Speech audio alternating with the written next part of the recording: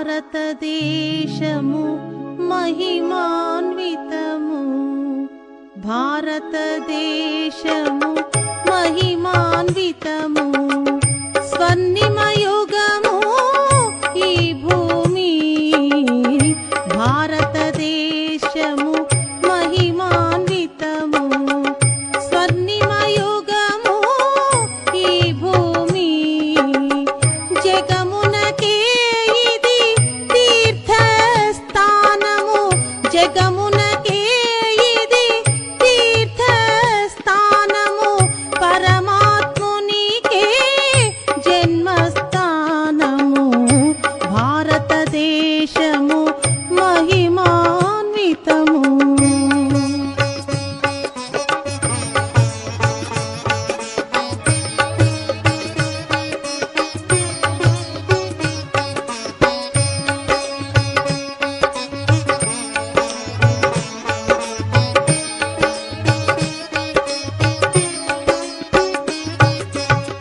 ఒకనాడీ భూమి రత్నగర్భయై ఉండెను స్వర్ణిమ యుగమందు, సకల దేవతల వాసస్థానము, సంచిత పుణ్య సమున్నతము.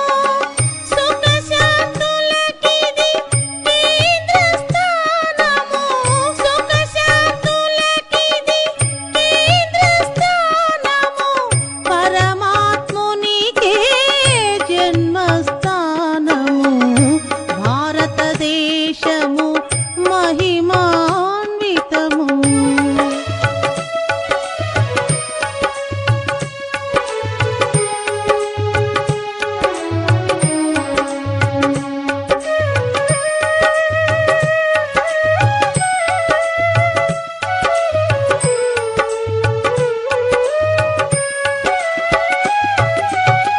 పరమ పవిత్ర సహజీవనమున నిలవై ఉండెను ఈ ధరణి. లక్ష్మీనారాయణ పాలనలోన సుఖమయమే కదా ఈ రాజ్యం. ప్రభువు ప్రజలు ఏకోదరులై, ప్రభువు ప్రజలు ఏకోదరులై, భవబంధాలకు అతీతులు. భారతదేశము మహిమాన్వితము, భారతదేశము మహిమాన్వితము, స్వర్ణిమయుగము ఈ భూమి. జగమునకే ఇది తీర్థస్థానము, జగమునకే ఇది తీర్థస్థానము, పరమాత్మునికే జన్మస్థానము. భారతదేశము మహిమాన్వితము, భారతదేశము మహిమాన్వితము.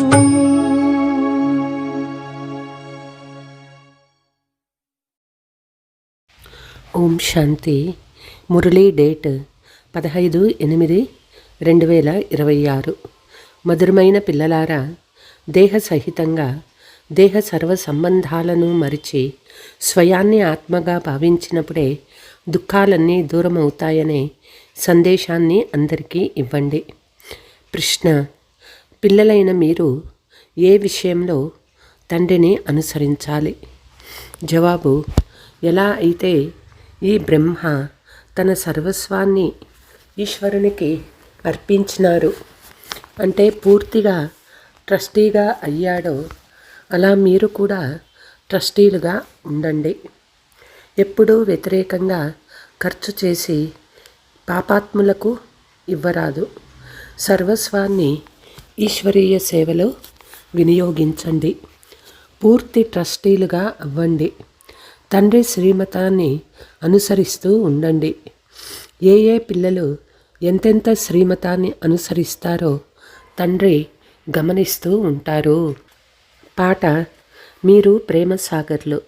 ఓం శాంతి. పిల్లలు పాట విన్నారు. బాబా మేము ఎక్కడి నుంచి వచ్చాము, ఎప్పుడు వచ్చాము, ఆ తర్వాత తిరిగి వెళ్ళే మార్గాన్ని ఎలా మర్చిపోయాము అని అడుగుతారు. ఈ నాటకం గురించి బాగా అర్థం చేయించండి. ఎవరము, ఎక్కడి నుంచి వచ్చాము, మళ్ళీ ఎక్కడికి వెళ్ళిపోయాము, జ్ఞానపు ఒక్క బిందువునైనా ఇవ్వండి అని అడుగుతారు. ఎందుకంటే తండ్రి జ్ఞానసాగరుడు కదా. ఆత్మలైన మేము ఎక్కడ నివసించే వారము, తర్వాత తండ్రిని, స్వర్గాన్ని ఎలా మర్చిపోయాము, ఈ విధంగా వచ్చి ఇక్కడ దుఃఖీలుగా అయ్యాము. ఈ రహస్యాలు వినిపించమని అడుగుతారు. తండ్రి జ్ఞానసాగర్లు, పవిత్రతా సాగర్లు, ప్రేమ సాగర్లు కూడా. ఈ శాంతి, సుఖము, సంపదలకు కూడా వారే సాగర్లు. అనంతమైన తండ్రి ద్వారా ఈ విషయాలు అర్థం చేసుకున్నారు. ఆదిలో ఎక్కడ నుంచి వచ్చాము, మళ్ళీ మధ్యలో ఏం జరిగినందున మనము మార్గాన్ని మరిచి దుఃఖీ అయిపోయినాము. ఇప్పుడు మళ్ళీ తండ్రిని, బాబా మాకు మార్గం చెప్పండి అని అడుగుతారు. మేము మా సుఖధామము శాంతిధామాలకు వెళ్ళాలి.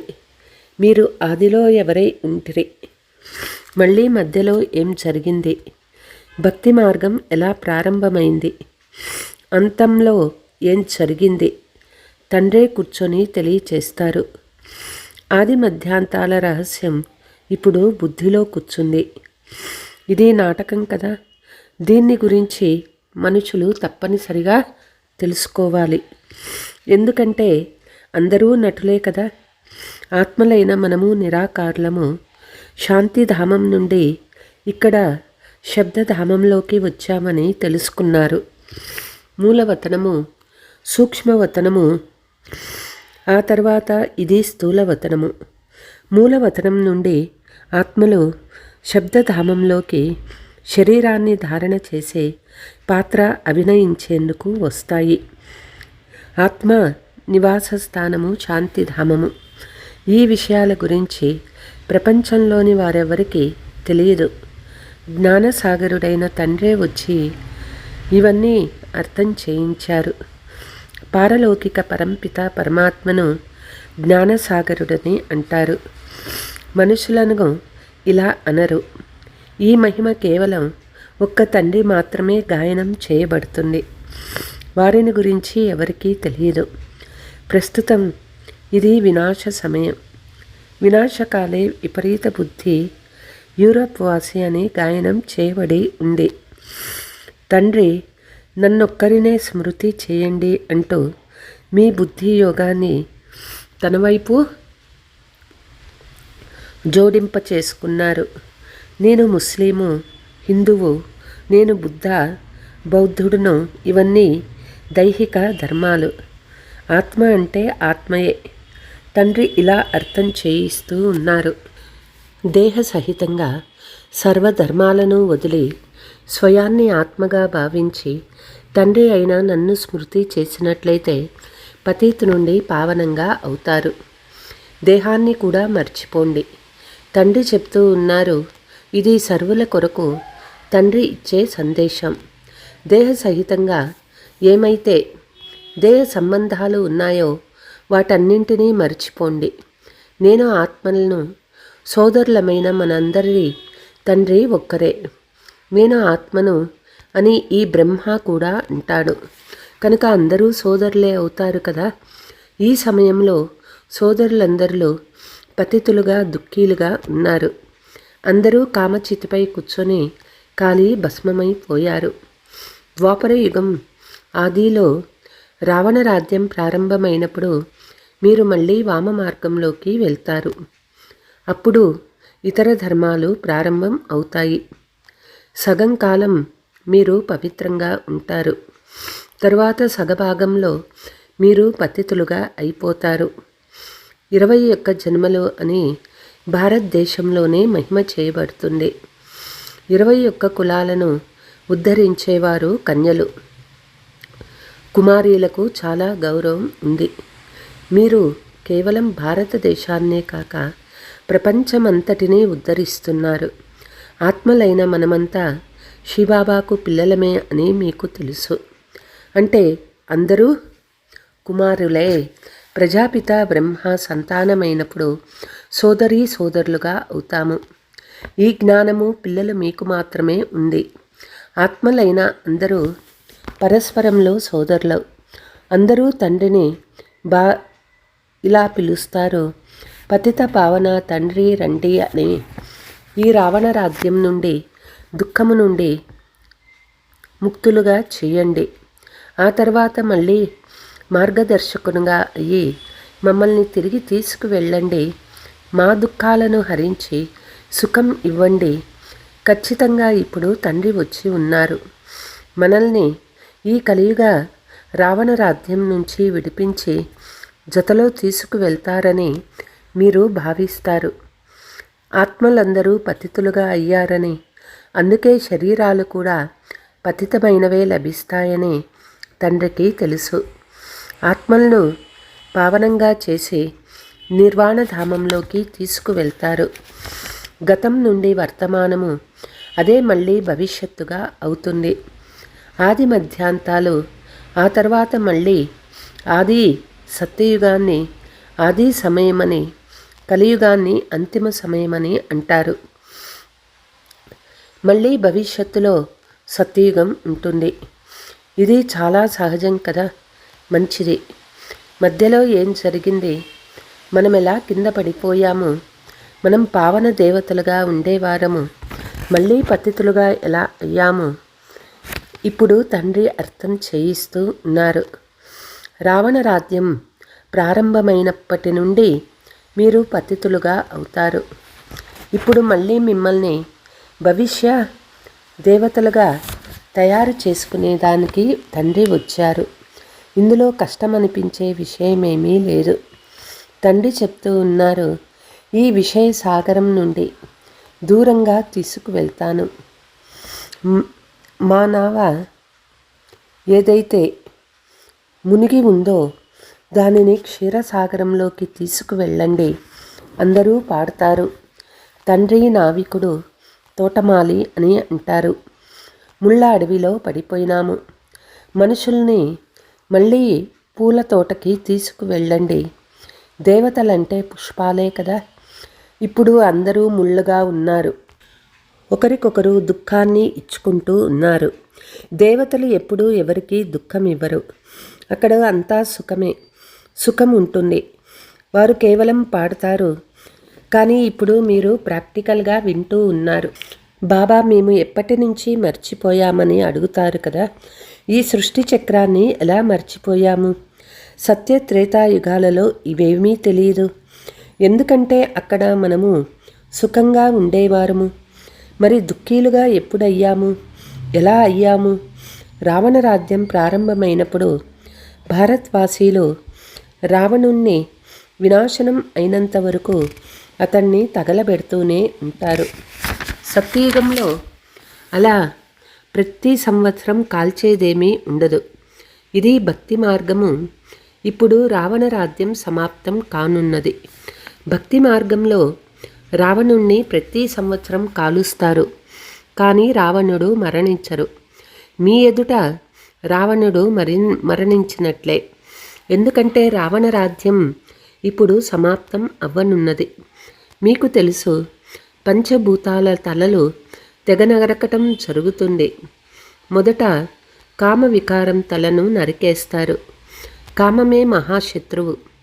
తండ్రి చెప్తూ ఉన్నారు, ఈ పంచవికారాలనే భూతాలపై మీరు విజయం పొందినప్పుడే విశ్వంపై విజయం పొందుతారు.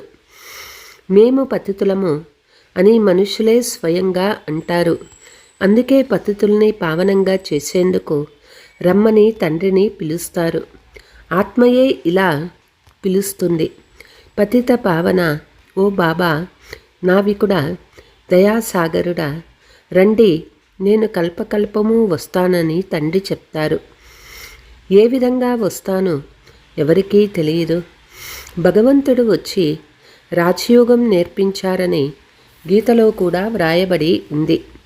కానీ భగవంతుడు ఎవరు, ఎప్పుడు వచ్చారు వారికి తెలియదు.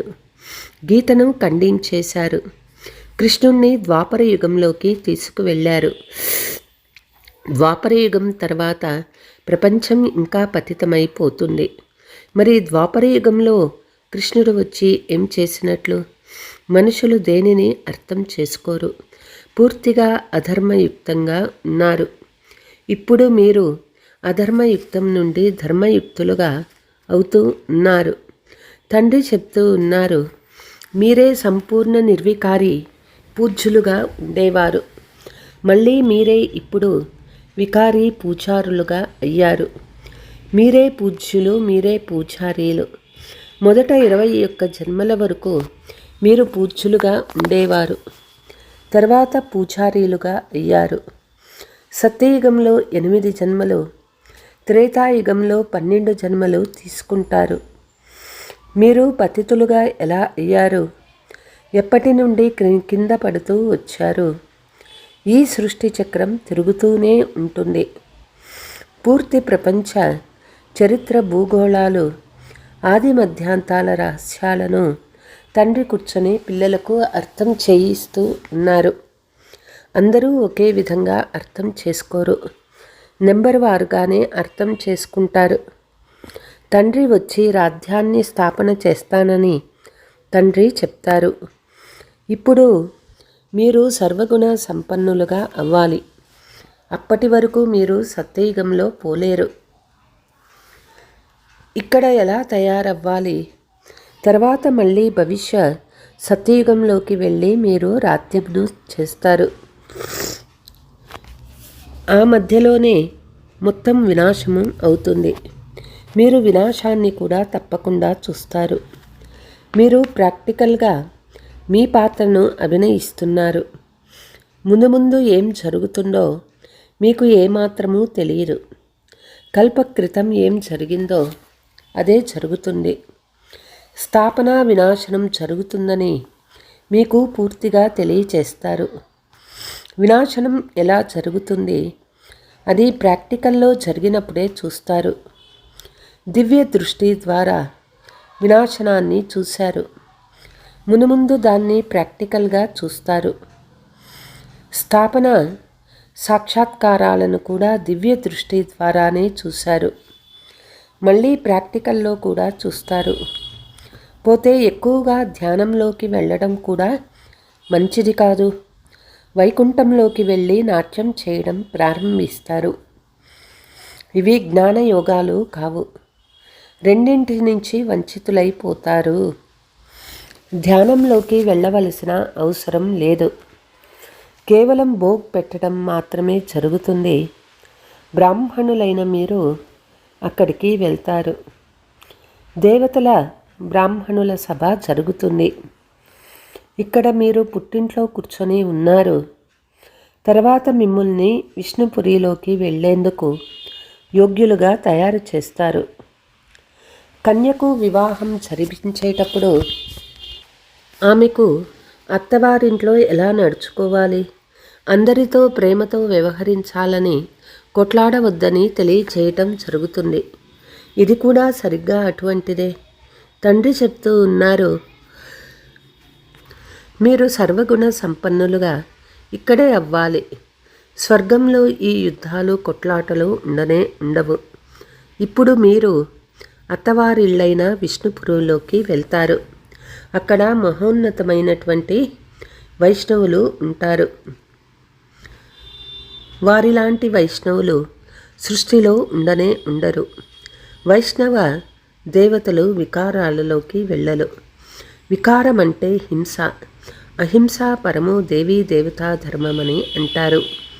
మీరిప్పుడు పుట్టింట్లో కూర్చొని ఉన్నారు. తర్వాత విష్ణుపురిలోకి వెళ్ళాల్సి వస్తుందని మీకు తెలుసు. అక్కడ చాలా సుఖం ఉంటుందని మీకు తెలుసు. వివాహానికి ముందు కన్య చిరిగిపోయిన వస్త్రాలను ధరిస్తుంది. దానిని వనవాసమని అంటారు. మీ వద్ద కూడా ఇప్పుడు ఏమున్నాయి? ఏమీ లేవు. ఇవన్నీ రాళ్ళు రప్పలే. ఇక్కడ మీరు ఏ విధమైన ఆభరణాలు మొదలైనవి ధరించవలసిన అవసరం లేదు. గృహస్థ వ్యవహారంలో ఉండాలి. వివాహాలు మొదలైన వాటికి వెళ్ళేటప్పుడు భలే ఆభరణాలు ధరించండి, వద్దని చెప్పరు. ధరించకపోతే విధవ అని, ఆభరణాలు ధరించలేదని అంటారు. పేరు చెడిపోతుంది. అందుకే తండ్రి చెప్తారు, పేరుని చెడిపోయ్యకండి, ఏమైనా ధరించండి.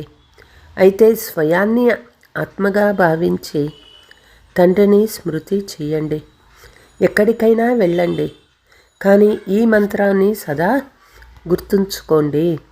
మేము స్మృతిలో ఉంటున్నామా పరీక్షించుకోండి. తండ్రి డైరెక్షన్ అనుసారం అక్కడకు మేము వెళ్తున్నామని భావించండి.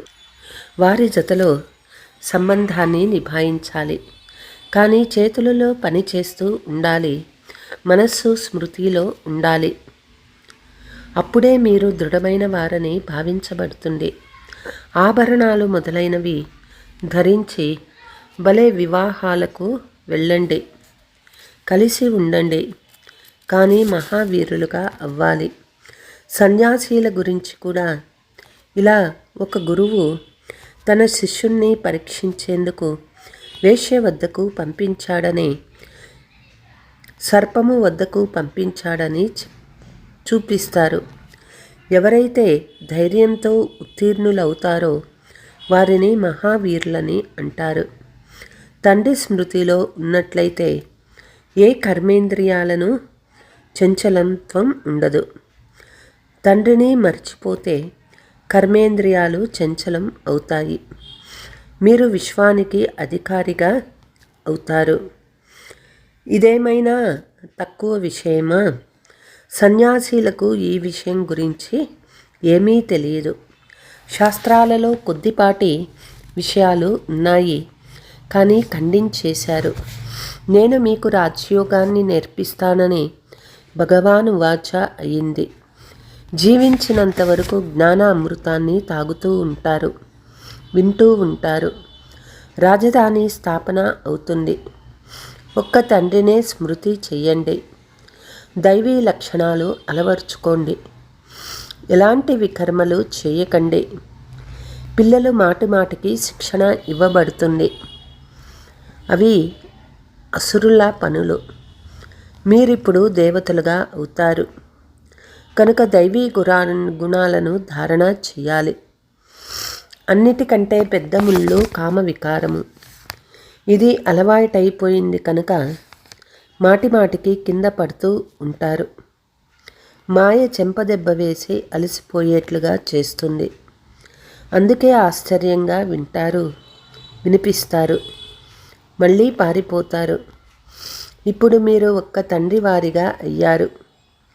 ఇవన్నీ ఈశ్వరునిచే ఇవ్వబడినవని అంటారు కదా. మీరు ట్రస్టీలుగా అవుతారు. ఇవన్నీ తండ్రి ఇచ్చినవి. మీరు వారి శ్రీమతానుసారం నడుచుకోవాలి. అన్నీ తండ్రికి అర్పించి మళ్ళీ శ్రీమతం ప్రకారం ఎలా నడుచుకుంటున్నారో తండ్రి కూడా గమనిస్తారు. వ్యతిరేకంగా ఖర్చు చేసి పాపాత్ములకు ఇవ్వడం లేదు కదా అని పరిశీలిస్తారు. ప్రారంభంలో ఇతను కూడా ట్రస్టీగా అయ్యి చూపించాడు కదా. సర్వస్వాన్ని ఈశ్వరునికి అర్పణ చేసి ట్రస్టీ అయ్యారు. ఆ తర్వాత ఎవ్వరికీ ఏమీ ఇవ్వలేదు. ఈశ్వరార్థంగా చేశామంటే ఈశ్వరుని పనిలోనే వినియోగించాలి కదా. శరీర నిర్వహణ కూడా జరుగుతూ ఉండేది కదా. ఉన్నవన్నీ సేవలో వినియోగించినారు. ఇతన్ని చూసి ఇతరులు కూడా అలాగే చేశారు. బట్టి తయారైంది. బట్టి ఏర్పడకపోతే సర్వీస్ కొరకు తెలివైన చురుకైన పిల్లలు ఇంతమంది అలా తయారయ్యేవారు. పాకిస్తాన్లో నేర్చుకున్నారు, మళ్ళీ ఇక్కడ కూడా నేర్చుకున్నారు. ఇతరులకు అర్థం చేయించేందుకు యోగ్యులుగా అయినప్పుడు బయటకు వెళ్ళారు. ఇప్పుడు చూడండి ఎన్ని ప్రదర్శనలు జరుగుతూ ఉంటాయి. పెద్ద పెద్ద వారిని ఆహ్వానిస్తూ ఉంటారు. ఈ జ్ఞాన యజ్ఞంలో అనేక ప్రకారాల విఘ్నాలు కూడా వస్తాయి. విఘ్నాలు చూసి భయపడరాదు. అబలలపై ఎన్నో అత్యాచారాలు జరుగుతాయి. తండ్రి చెప్తారు, యోగ బలం ద్వారా వారికి అర్థం చేయించండి. తండ్రి అయిన భగవంతుని పిల్లలు అయ్యాక కూడా తండ్రిని మర్చిపోతారు. మాయకు చెందిన వారిగా అయిపోతారు. ఇది కూడా గెలుపు ఓటముల కుస్తీనే. ఇది బాక్సింగ్ వంటిది. మాయా పిడిగుద్దు వేసిందంటే కింద పడిపోతారు. మాయతో ఎప్పుడూ ఓడిపోరాదని తండ్రి చెప్తారు. పవిత్రంగా అవుతూ విశ్వానికి అధికారులుగా అవుతారు. ఇది ఎంతో గొప్ప సంపద. పూర్తి పురుషార్థం చేయకుంటే వెళ్ళి దాసదాసీగా అవుతారు. రాజధాని అంతా ఇక్కడే స్థాపన అవుతూ ఉన్నది. अच्छा मीठे मीठे सिकीलते बच्चों प्रति मात पिता बाप दादा का याद प्यार और गुड मॉर्निंग. रूहानी बाप की रूहानी बच्चों को नमस्ते. हम रूहानी बच्चों की रूहानी मात पिता बाप दादा को याद प्यार गुड మార్నింగ్ నమస్తే నమస్తే. ధారణ: జీవించి ఉన్నంత వరకు జ్ఞాన అమృతం తాగుతూ ఉండాలి. మహావీరులుగా అయ్యి మాయతో జరిగే బాక్సింగ్లో విజయులుగా అవ్వాలి. అందరి జతలో సంబంధాన్ని నిభాయిస్తూ ఒక్క తండ్రి పైన మనస్సు ఉండాలి. విఘ్నాలకు భయపడరాదు. సర్వీస్లో తమ సర్వస్వాన్ని సఫలం చేసుకోవాలి. ఈశ్వరార్థర్పణం చేసి ట్రస్టీగా అయి ఉండాలి. తప్పుడు కార్యాలలో ధనాన్ని ఎంతమాత్రము వినియోగించరాదు. వరదానము: తమ సంపూర్ణ స్వరూపం యొక్క ఆహ్వానము ద్వారా ఆవాగమన చక్రం నుండి విడుదల అయ్యే లక్కీ సితారా భవ. ఇప్పుడు తమ సంపూర్ణ స్థితి మరియు సంపూర్ణ స్వరూపాన్ని ఆహ్వానిస్తే అదే స్వరూపము సదా స్మృతిలో ఉంటుంది. తర్వాత ఒకప్పుడు ఉన్నతమైన స్థితి, ఒకప్పుడు నీచ స్థితిలోకి వెళ్ళి ఆవాగమనం చక్రం ఏదైతే నడుస్తుందో మాటిమాటికి స్మృతి మరియు విస్మృతి చక్రంలోకి వస్తారో ఆ చక్రం నుండి ముక్తులైపోతారు. ప్రపంచంలోని వారు జనన మరణాల నుండి విడుదల అవ్వాలని కోరుకుంటారు. మీరు వ్యర్థాల నుండి విడుదల అయ్యి ప్రకాశిస్తూ ఉన్న లక్కీ సితార్లుగా అవుతారు. స్లోగన్: ఏ విజ్ఞానికైనా వశమవ్వడం అంటే వజ్రంపై మచ్చను వేసుకోవటం. అవ్యక్త సూచన: ఎలాగైతే మీ ఆది స్వరూపము పవిత్రతమైన దేవీ స్వరూపము, అలా అంతిమ జన్మ కూడా పవిత్రమైన బ్రాహ్మణ జీవనం. ఈ స్మృతి ఆధారంపై పవిత్ర జీవితం అతి సహజంగా అనుభవం చేయండి. పవిత్రంగా అవ్వండి, యోగిగా అవ్వండి. ఈ మహామంత్రమే సర్వప్రాప్తుల తాళం చెవి. ఒకవేళ పవిత్రత లేదంటే యోగి జీవితమే లేదు. అప్పుడు అధికారిగా అయినప్పటికీ అధికారం యొక్క అనుభూతి చేయలేరు. ఈ మహామంత్రమే సర్వ ఖజానాల అనుభూతికి తాళం చెవి. అచ్చా, ఓం శాంతి. ఓం శాంతి.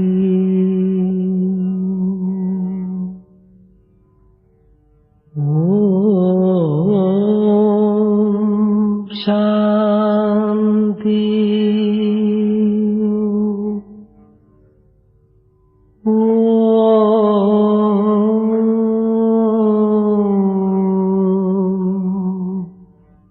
శాంతి.